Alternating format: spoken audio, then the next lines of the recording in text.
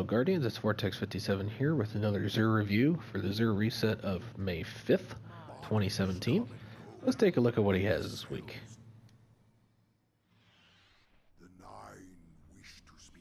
Alright, to start with, we have a Heavy Weapon Legacy Engram. Remember, Legacy Engrams don't drop current light level gear, they drop the light level of year 1, so I think they can go up to 170 when they're fully upgraded. This doesn't really help you too much, but if you're missing things like Super Good Advice or Dragon's Breath, if you get one out of this package, it'll unlock it in the year 2, year 3 kiosks, so go ahead and buy it if you're missing some exotics. For our Titan armor this week, we have the chest piece Twilight Garrison. Let's take a look at that main perk. Tactical air support, press circle circle while airborne to evade. This is kind of like Shade Step for hunters, except it works on Titans, of course, and it's only while you're airborne. However, it's a very, very nice perk. It'll get you out of a lot of situations that maybe you're going to fall down, or you realize there's a lot of guys ahead of you in PvP, and you want to back up some, or you just want to extend your jump ever so slightly. This will really help you out there. It's a very nice perk. Just a quick double tap, and it'll quickly change your momentum. Let's take a look at the stat roll. We have 60 points on Intellect and 56 points on Discipline. This works out to right around a 95.1% stat roll for this week. That's a very good roll on an exotic piece of armor, especially because it's only at 350. As soon as that goes up to 400, you'll get another point, possibly on each one. Don't quote me on that, but it should go up a little bit. For our second column of perks, we have Special Ammo, carry more ammo for special weapons. Heavy Ammo, carry more ammo for heavy weapons. This does exactly what it says. The nice thing is, though, it's regardless of whatever weapon you're using. So sniper, fusion rifle, shotgun, machine gun, rocket launcher, doesn't matter. It'll boost all of them. So a very good neutral game set of perks right here. For our last column, we have Void Recovery and Void Armor. So if Void is what you're looking for, which I am a big fan of Void as a Titan, then this is a very good roll this week. I'd highly recommend picking this up because it's very unlikely you have something better. Because if you don't, then go ahead and pick that one up. For our Hunter armor this week, we have the Don't Touch Me's. Let's take a look at that main perk here. Defensive Reflex. Taking damage from a melee attack makes you briefly invisible.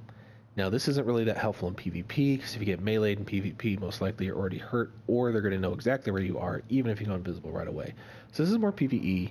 Even then, it's in more niche situations, like, say, the Pit on Crota's End. Obviously, that's where it's famous. But any type of strike or anything where there's a lot of mobs, it's not going to hurt you. It's not a bad exotic, but I think there's better ones out there.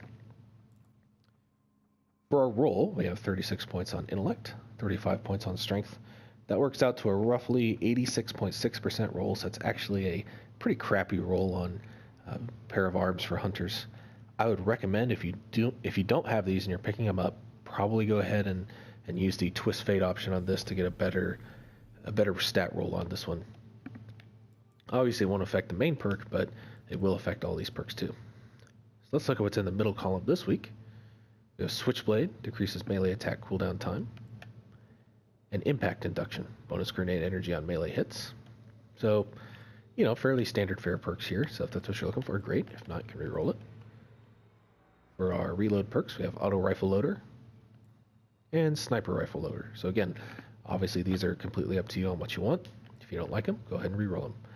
I would say unless you don't have the Don't Touch Me's already, I'd just pass on it this week. For the Warlock this week, we have the chest piece Voidfang Vestments. Take a look at that main perk. Hungering Void. Spawn with full grenade energy, and your Axiom Bolt grenade spawns an additional seeker. So there's two pieces to this exotic perk. One is the grenade energy that you get. So you get full grenade energy on a spawn in. So that's regardless of subclass, that's regardless of PvP, PvE, whatever. So keep that in mind. That can be good if all you really care about is having that grenade all the time for every situation. This will help you out there. Also, though, if you're running Voidwalker and if you're running Axiom Bolt, then you'll get an extra seeker. Normally it spawns 2. This will make it spawn 3. So if you like to run Axiom Bolts, then this is a great chest piece for you, because you get an extra or a guaranteed grenade charge every round, and you get that additional seeker.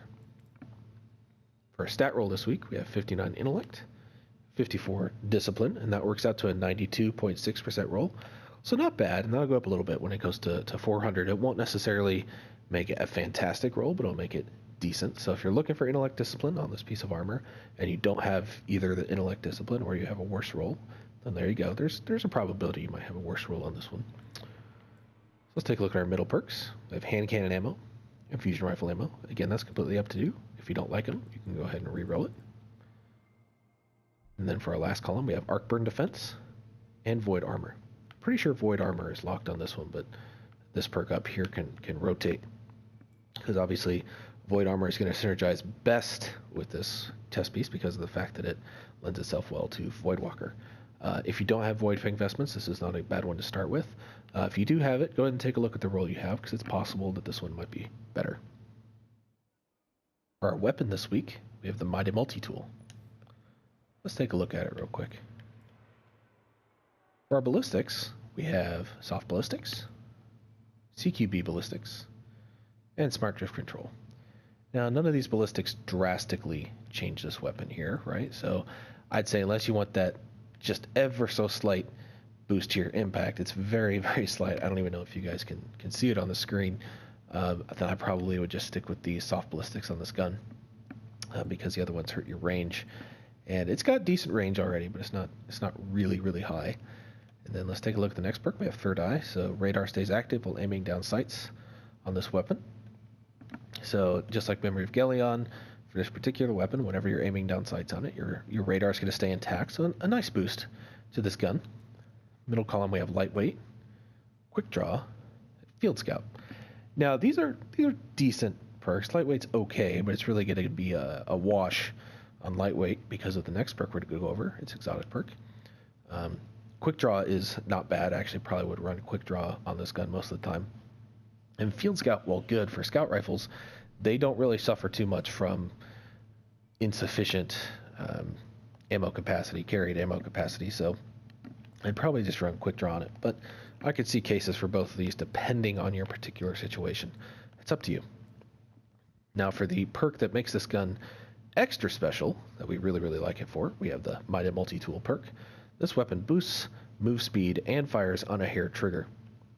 So first off, whenever you're holding this gun, you're going to move that much faster. So this is great for all classes, especially if you're running, say, a high armor build, which a lot of people do. This helps compensate for your loss in agility. And also for if you're already running high agility, it's going to make you move even faster. So we all like that kind of stuff. And fires on a hair trigger. So this is the highest rate of fire scout rifle archetypes. This is going to be a very nice fast-firing scout rifle. And it's important to note, reload on this gun is max, and it has 21 in the mag. So this is a very, very nice scout rifle. There's nothing that's particularly crazy about this gun. It's just rock solid. It performs very well in both PvP and PvE. It's a great neutral game exotic. It's very reliable. If you don't have it, highly recommend picking it up. It's a great gun. Now let's take a look at everything else that Xur has this week. For our first weapon bundle, we have Monte Carlo and Royal Flush. It's important to note that Royal Flush can be purchased from the Eververse kiosk if you don't have that, so you don't need to only purchase it here.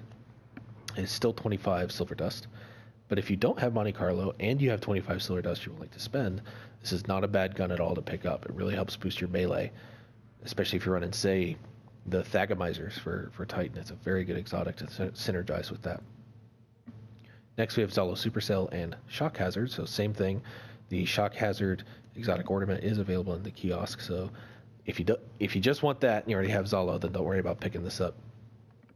But if you don't have Zalo and you're willing to spend 25 silver dust, Zalo again is a very good gun. It's okay in PvP, but excellent in PvE. Get your super energy back quickly, and it's just really, really good on mobs overall. For our Curios, we have Plasma Drive, Void Drive, 3 heavy ammo synthesis for 1 strange coin, 10 heavy ammo synthesis for 3 strange coins, a much better buy than this one. You can get 3 of coins for 7 strange coins. And we have glass needles. You get 3 for spending 3 strange coins, 3 motes, and 1 exotic shard. And lastly, we have material exchanges. You can trade 2 strange coins for a mote, or 7 strange coins for an exotic shard. Unless you're really hurting for exotic shards, I probably wouldn't pick this up. It's much better just to get an exotic, say the super good advice from your kiosk, level that up without actually upgrading the nodes, just fully level it up and then break it down. It costs an exotic shard to pull it out of your kiosk, but you'll get 2 for breaking it down. All right.